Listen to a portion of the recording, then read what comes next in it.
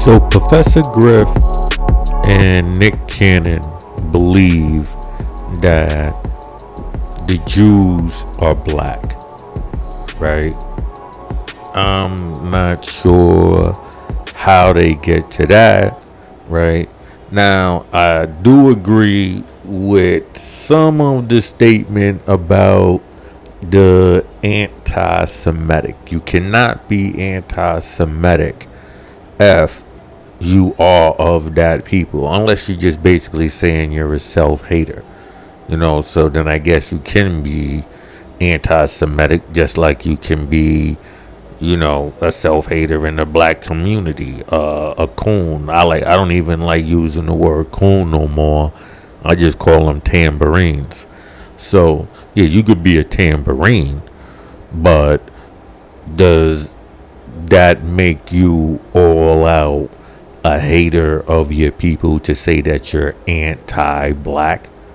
You understand what I'm saying? Because that's what you're suggesting in a way of saying anti-Semitic, because Semitic is not just one group, meaning, okay, we're Jews, we're the only people who can hold the title of Semitic because we're the only ones, quote unquote, still holding on to the Bible's traditions or the Torah's traditions, right? But that's what the whole Bible is. It's a constant flip of the Torah, which is a constant flip of the story of the Epic of Gilgamesh. You understand what I'm saying? Which is only paying homage to the founding empires, should I say, and these empires in their thirst for power and the underhandedness and the ways in which they done it. That's the true story of the Bible, of Islam, and of the story of Gilgamesh. If you ever really did your research in this, you would know that. So when people read the Bible and they try to point out these things, I can sit down with almost anybody and show and prove that that couldn't be correct, or that wouldn't be correct because of. You understand what I'm saying? Whatever the situation might be. So first I'm going to take the time and I'm going to play this soundbite from Nick Cannon and Professor Griff. I want y'all to listen to this real quick. So, and I'm in front of a room full of Jewish people. Right. And I'm asking basic questions, and maybe you can help me out. Right. So let's look up the word anti-Semitic. Right. Who are the Semitic people? And then we're going to get to the public enemy thing. Right. So I looked up who is the Semitic people. And there's a list of Semitic people. And anyone can do this right now. You can look up who are the Semitic people. What are the Semitic languages? Right. Has absolutely nothing to do with any white people. Right. Not at all. So in order for me to be anti-Semitic, I'd have to be anti-black man, anti-black woman, anti-black people, anti-Africa, anti-all of the people. Because the Semitic people are black people. So y'all get that clarity. We're going to say that again. Now, the Semitic people are black people. So I cannot be anti-Semitic. Now you heard it yourself. According to him, he cannot be anti-Semitic because he's black, right? And apparently only black people are the Semitic people. But that's according to him, right? According to him, only the blacks are. Now, I looked it up, right? And I wanted to show y'all this. It goes, in ancient history, the term Semite included Arabs, Assyrians, the Academians of Babylonia, the Canaanites, the Arameans tribes, certain groups in Ethiopia, and the Hebrew tribes. Most Semitic groups were nomadic and traveled throughout the Arabic Peninsula. So now, when it says the Semites, the Semitic people, or Semitic cultures was a term for an ethnic culture or racial group. The terminology is now largely obsolete outside the grouping Semitic languages. The linguistics first used in the 1700s by members of the Cannon School of History. This biblical terminology for race was derived from Shem, one of the three sons in the Bible of Genesis, together with the parallel terms Hamites and Jehoshaphites. Now, the reason why that is very important is when you look into this, right, you will learn that, the Semitic language previously was named Syro-Arabian languages, are a branch of Afrocentric language families originating in the Middle East that was spoken by more than 330 million people across much of the Western Asia, North Africa, and the Horn of Africa. You got to take the time to really understand what is taking place, right? Now, the Semitic language, previously also named Syro-Arabian language, Afrocentric language family, originated in the Middle East that are spoken by more than 330 million people across much of Western Asia, North Africa, and the Horn of Africa, as well as in often large immigrant and expatriated communities in North America, Europe, and Australia. The terminology was first used in 1700s by members of the Cannon School of History, who derived the name from Shem, one of the three sons of Noah in the book of Genesis. I repeat that for a reason. The Cannon School of History. The Cannon School of History was a group of historians associated with a particular style of historiography located at the University of Göttingen in the late 18th century. This group of historians played an important role in creating a scientific basis for historical research and were also responsible for coining two fundamental groups of terminologies in scientific racism: Blue Mbach and Merlings. Color terminology for race: Caucasian or white race, Mongolian or yellow race, Malayan or brown race, Ethiopian or black race, and American or red race. Understand what is being said here, because inside of this school, you're trying to associate yourself with. They came up with this, right? And so you're telling yourself that no, they're not what they're telling themselves they are, right? These Semitic people, because you agree with the Semitic term, right, that they came up with. You agree with the group of people associated with that, right? But then you do not step back and understand that that does not include you. You are a Hamite, right? According to the Bible, you are a Hamite. You know what I'm saying? So, because if you look, it goes, it's these are the three people who came up with this. Is Gattinger, right? Schwartzler, whatever that Schwartzer, and Ekram, right? Biblical terminology for race: Semitic, Hamitic, and Josephic. The University of Göttingen was the original center for the. Listen, I'm not even gonna go through trying to pronounce that shit. Or history as an academic discipline,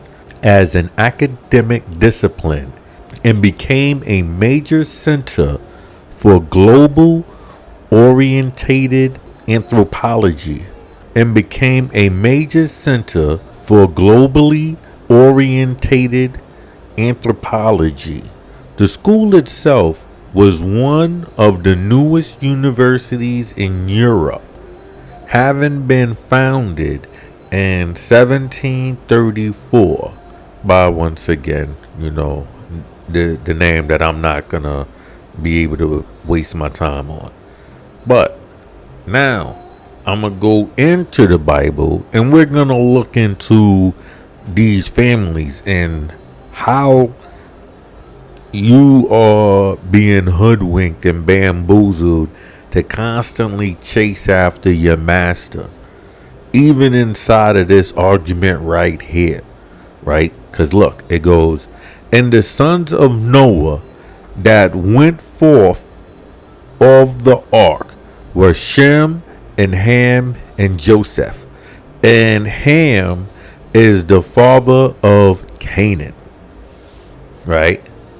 These are the three sons of Noah, and of them was the whole earth overspread. And Noah began to be a husbandman, and he planted a vineyard, and he drank of the wine, and he was drunken, and he was uncovered within his tent. And Ham, the father of Canaan, saw the nakedness of his father and told his brethren without. Meaning that, he basically violated, and then he went and bragged about it, to his brothers. And mind you, Ham, keep that in mind, right? And Shem and Joseph took a garment and laid it upon both their shoulders, and went backwards and covered the nakedness of their father, and their faces were backwards, and they saw not their father's nakedness. And Noah awoke from his wine, and he knew what his youngest son had done unto him. And he said, Cursed be Canaan, a servant of servants shall he be unto his brethren. Remember, the other two brothers or families of people, these people, Ham, inside the Bible, which would be the black people, right, have been chosen to be the servants, the slaves, right? And historically, I will prove this. This is not just written inside the Bible. This is something that has become an understanding. Okay? Now, and it says, and he said, Blessed be the Lord God of Shem, and Canaan shall be his servant. Right? Shem. Keep that in mind. Right? Then it says, God shall enlarge Joseph, and he shall dwell in the tent of Shem, and Canaan shall be his servant. So it's been designated that the black man was going to be a servant no matter what. You understand what I'm saying? And Noah lived after the flood 350 years. Right? I'm not even going to go to the bottom of that. It don't even matter. You understand what I'm saying? So with that is the reason why I look at this and I go, okay, I can understand why they would have a beef, because how dare you uppity niggas decide that you us, you not us. Even historically, even though we might try to flip the story, historically, that's not us. We not that historically. I mean, I can go through many things from the Bible, from history, all connected, and show you that no, we have been hoodwinked. We played a part in it. Don't. I'm not saying like no black people did not, play a part in any of this, but it goes to a question that Nick Cannon had asked about when did it start. It wasn't before this slavery. And so I'm trying to give you a history that goes beyond just now. God deposited aspects of the Creator inside of you. Right. The scripture says you're all gods, but you're a child of the Most High God. Sooner or later, you're going to grow up. Right. And be gods. Yeah. With a small G. Yeah. We ain't claiming the big G, just the small G. Yeah, we're not saying we're the creator. Exactly. Okay, what Professor Griff was alluding to inside his statement about God, big G, and little g, actually came from Psalms 82, right? And it reads, God standeth in the congregation of the mighty, and he judges amongst the gods, little g, big G, as you can see. Now, the little g and the big G is, say, the president and Congress, right? He's the big dog. God is like government. You understand what I'm saying? And those in charge. So, how long will ye judge unjustly and accept the persons of the wicked? Then he goes, defend the poor and fatherless. Do justice to the afflicted and needy. Deliver the poor and needy, rid them out of the hands of the wicked. They know not, neither will they understand. They will walk on in darkness, and all the foundations of the earth are out of course. I said, ye are gods, and all of you are children of the Most High.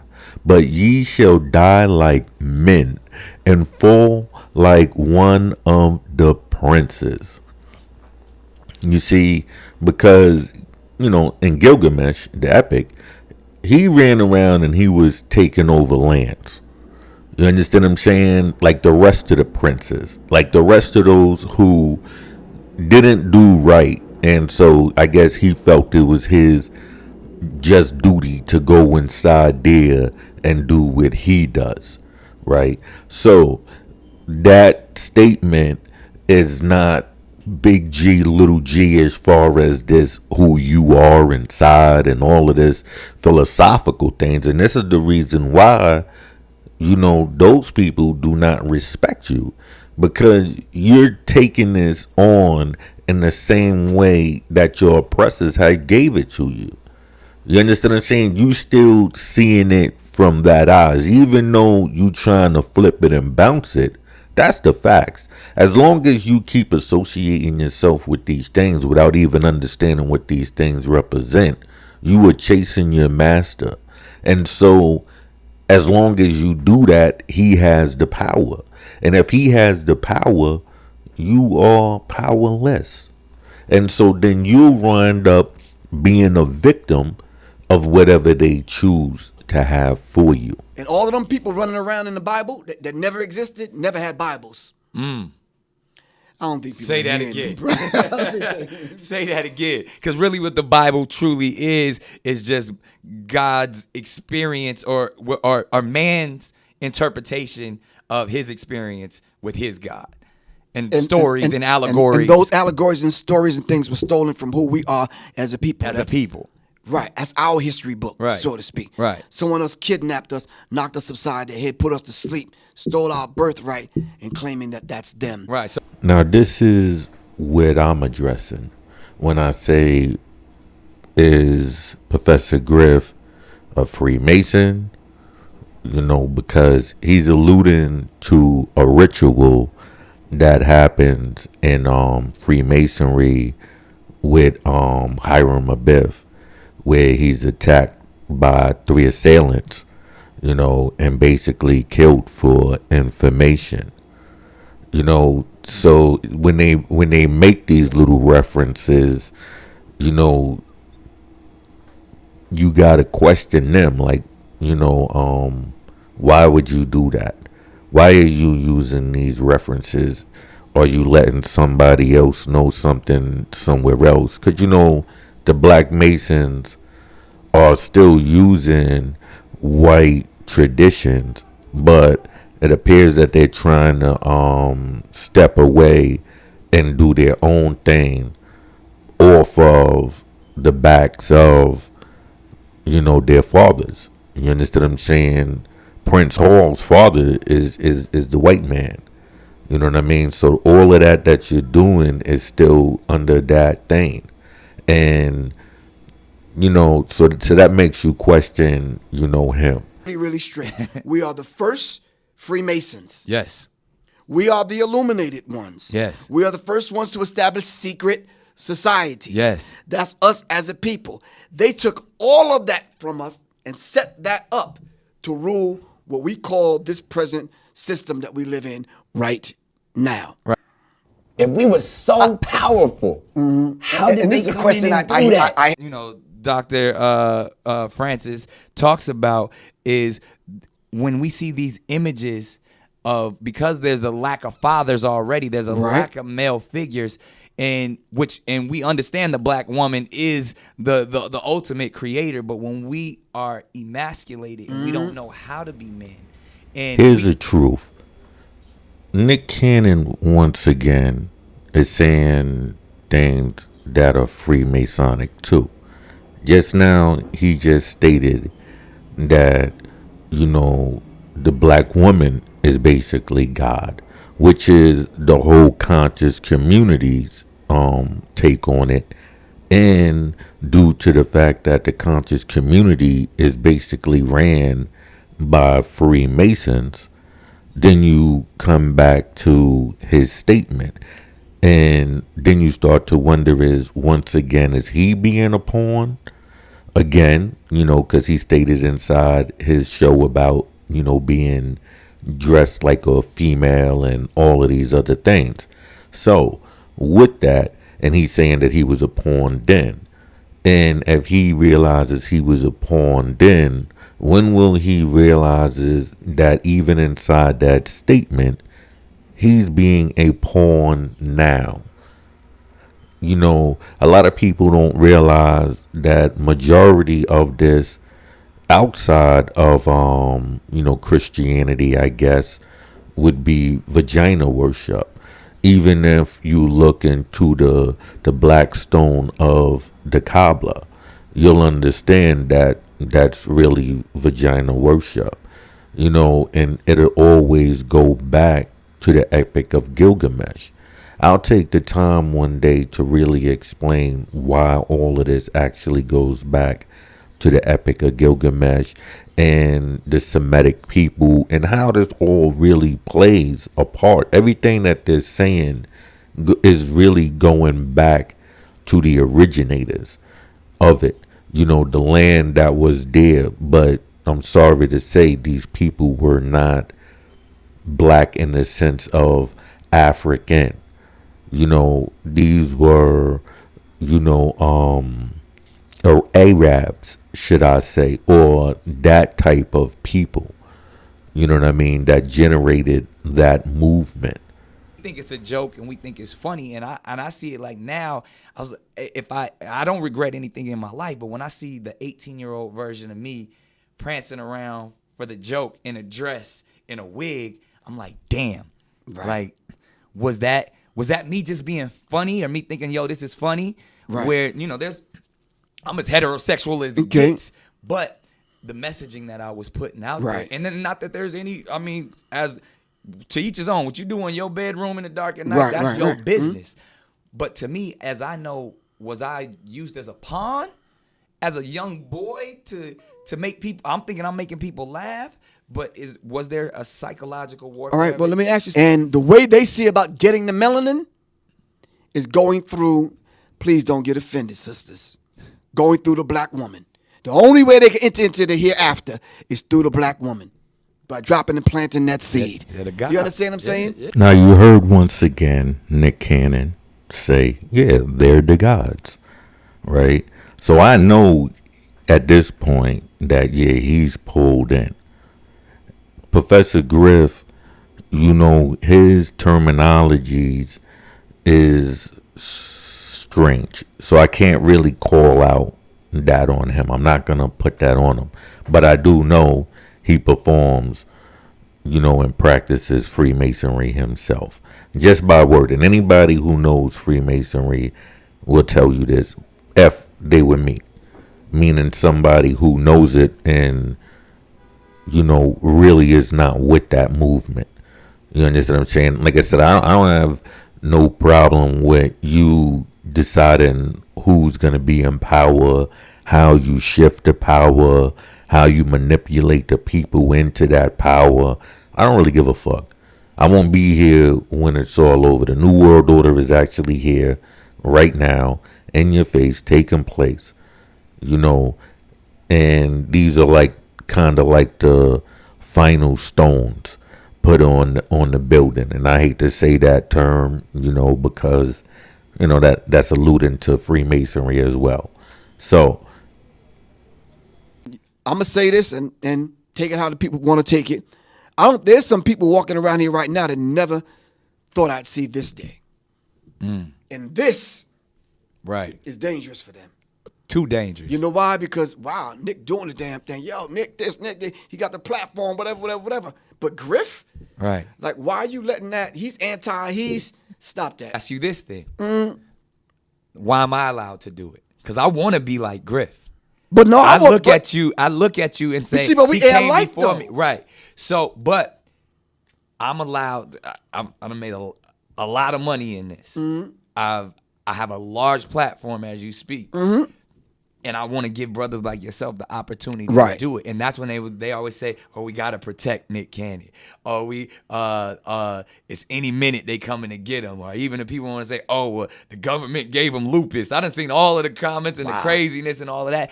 But I'm allowing myself, or I've been allowed to shine. I've been allowed to spread the light and say I wear my turban on NBC. Right, that's I bold. say NBC stands for nigga be careful, and I walk away from tens of millions of dollars and then go create something even bigger and still get to and allowed to stand my ground and have character and have purpose. All I can say is you're a dangerous man.